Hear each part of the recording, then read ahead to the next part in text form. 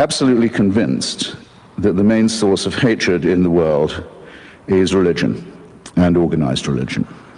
Absolutely convinced of it. And I think it should be religion treated with ridicule and hatred and contempt. And I claim that right.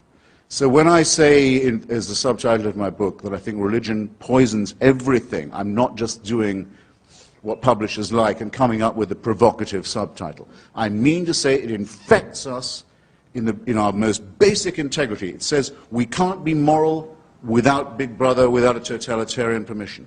It means we can't be good to one another. It means we can't think without this. We must be afraid. We must also be forced to love someone who we fear. The essence of sadomasochism. The essence of abjection. The essence of the master-slave relationship. And that knows that death is coming and can't wait to bring it on. I say this is evil. And though I do some nights stay home, I enjoy more the nights when I go out and fight against this ultimate wickedness and ultimate stupidity. Is it not the case that the spread of Christianity, about which you spoke so warmly and affectingly in your opening remarks, attributing it to the innate truth of the Bible story, was spread by that means, or because the Emperor Constantine decided to make Christianity the official religion of the Roman Empire? Which, in your view, contributed more to the spread of the faith? The Holy Spirit. I rest my case. You give me the awful impression, I hate to have to say it, of someone who hasn't read any of the arguments against your position ever. So what if God actually exists, sir? Would he not have been good to you? No. He wouldn't. Because if that were true, it would mean that I had an eternal supervising parent who would never die and let me get on with my life, never let me grow up, would keep me under surveillance. But you have, sir. And supervision every minute of my life, but you constantly asked me to be thanking and praising him. Yeah, I think it would be wasn't part of the scenario. It would be like living in North Korea. I think it would be a horrible outcome. Well, not sure that God is Kim Jong-il, but what if what I said is true? Well, ask Kim Jong-il, he has a different opinion. Let's say that the consensus is that our species, we being the higher primates, Homo sapiens, has been on the planet for at least 100,000 years. In order to be a Christian, you have to believe that for 98,000 years, our species suffered and died, most of its children dying in childbirth, most other people having a life expectancy of about 25, dying of their teeth, famine, struggle, bitterness, war, suffering, misery, all of that. For 98,000 years, heaven watches it with complete indifference. And then 2,000 years ago thinks, that's enough of that. It's time to intervene. The best way to do this would be by condemning someone to a human sacrifice somewhere in the less literate parts of the Middle East.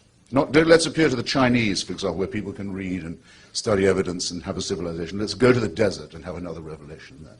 This is nonsense. It can't be believed by a thinking person. True, it would have two further implications.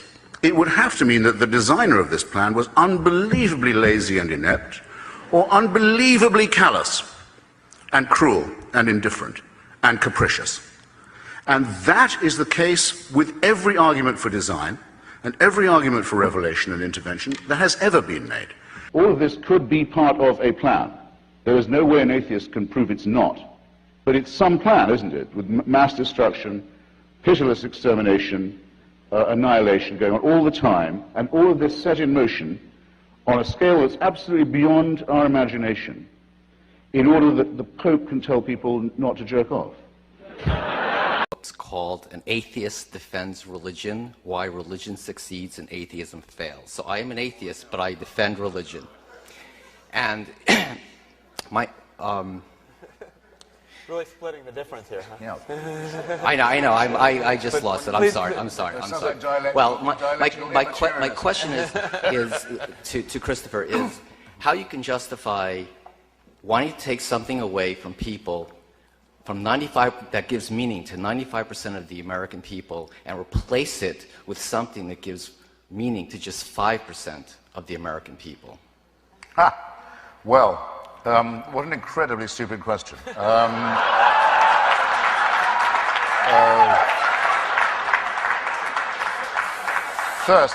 First, I've said repeatedly that this stuff cannot be taken away from people. It is their favorite toy, and it will remain so, as Freud said in The Future of an Illusion, it will remain that way as long as we're afraid of death and have no problem, which is, I think, likely to be quite a long time.